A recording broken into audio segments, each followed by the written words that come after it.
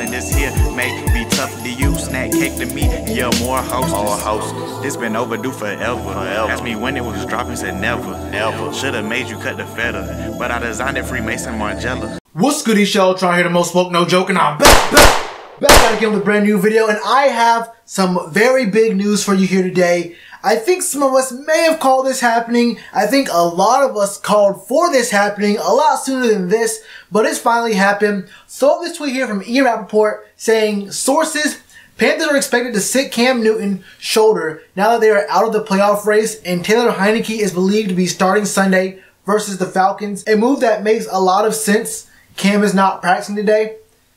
Look, this has been what I think a lot of us can say for sure has been a long time coming. I think we're all aware that even last year, early on in the season, Cam struggled with his shoulder because he got surgery on it in the offseason before last year. It took him a little while to get used to it and get back in the swing of things.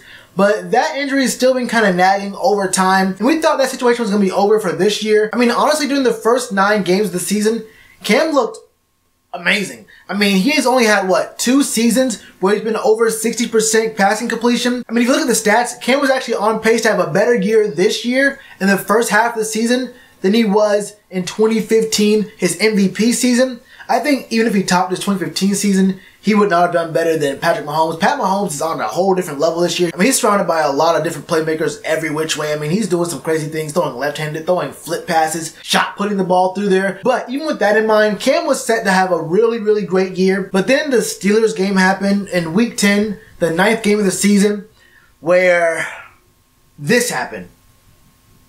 We all know the hit, and in full disclosure, at first, when I first saw the play, I wasn't all that against it. I thought it was a smart play by TJ Watt. The first thing he did was he punched Cam in the shoulder, and then he put his helmet in there. And my thought was, as a defensive coordinator, that's what you want to see your linebacker doing. You want to see your edge rushers getting that hit on the quarterback. He did leave his helmet, but as a defensive coordinator, I think you're willing to eat those 15 yards, eat the penalty for that when you see your players playing that hard. I'm not sure if I can call it a dirty hit, because dirty implies a lot of other things. I think he was targeting Cam's shoulder because he was aware that Cam did have surgery on that shoulder the year previous, or just because as an edge rusher, you understand that you want to hit a quarterback in his shoulder, in his moneymaker, and make him not be able to throw the balls the way he wants to, or make him feel that hit just enough to make him have second thoughts, make him hear footsteps and start seeing ghosts. So while I do think he should have been penalized and we should have got yards in the first down off that play, I don't think I can call that an actually dirty play. Dirty plays are hits to the knees or extremely late hits, things like that. It was a play that broke the rules, but I can't call that exactly a dirty play. But even still, with all that happening, Cam didn't have a bad game against the Steelers. He was 23 for 29,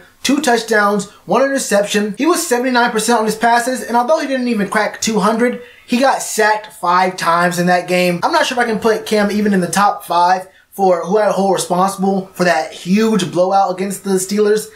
It's just really hard for me to put all that blame on him. That's not the point. The point here is that Cam is going to be out for the rest of the season. It's only 2 more games. It's only going to be 2 more games. It's a home game versus the Falcons, who are reeling, and an away game, Week 17, in the Dome against Drew Brees and the Saints again.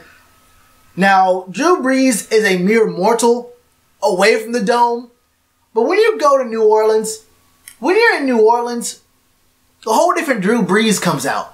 It's not the same guy you see on away games. Drew Brees in New Orleans, there's some kind of voodoo, witchcraft, magic going on for him there because he is unstoppable at home. It's a whole different game there, but that doesn't really matter because we're not even in the playoff hunt anymore right now. We're still not mathematically eliminated, but for all intents and purposes, literally everybody has to lose out and we have to win out to get these games in. And we're going to see Taylor Heinicke at the helm here. And I'm actually very, very intrigued to see just what we can do with Taylor Heinicke, because watching him come in last year and then especially in the preseason this year, he's shown that he has a lot of different skills that may actually work pretty well with our scheme. First off, he's actually pretty mobile. The guy's kind of fast. Now he's not Cam strong or maybe not even Cam fast, but he can move around. He's not just going to sit there and stand pat, maybe duck around the pressure or whatever. He can move if he really wants to. So while we probably won't have designed run plays like quarterback draws and QB sweeps and that kind of stuff in the play calling for the game against the Falcons and even against the Saints, don't be surprised if Norv dials up a little bit of bootleg for him, see what he can do. Taylor Heinicke in the preseason was actually mind-blowing. To keep it in perspective here, he was actually billed as being the number 3 quarterback coming into minicamp, coming into training camp, And I think it was the second preseason game where he just went off? I think that's when we all realized, wait a second. We should be looking out for Taylor Heinicke. Taylor Heinicke was actually playing some very good ball. He's pretty accurate. Now, one of the things that was noted about him in the preseason was that he's actually willing to take a few more risks to get the ball deep down there. And honestly, now that we're out of the playoffs and we're going against two divisional rivals back-to-back, put on a show. Put on a show. Now, honestly, if we're being real here, this may just turn into the Christian McCaffrey show, just so the team can get him his 1,000 yards rushing, 1,000 yards receiving. It really could potentially turn into that kind of thing. But I also think that the coaching staff and the fan base, and even the guys in the front office, want to see exactly what we have in Taylor Heinicke. And this is the perfect opportunity against two teams who are in our division. See what he can do. There's weapons all around. DJ Moore, Curtis Samuel, Devin Funchess. These next two games are really going to be something to watch. Devin Funchess, I think his stock's been dropping for us. And that's not something I can say with trepidation or anything. I don't know why I said it like that.